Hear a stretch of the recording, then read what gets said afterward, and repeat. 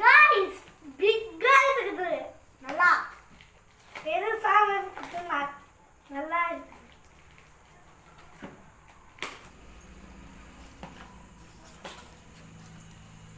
Bhagavad Gita.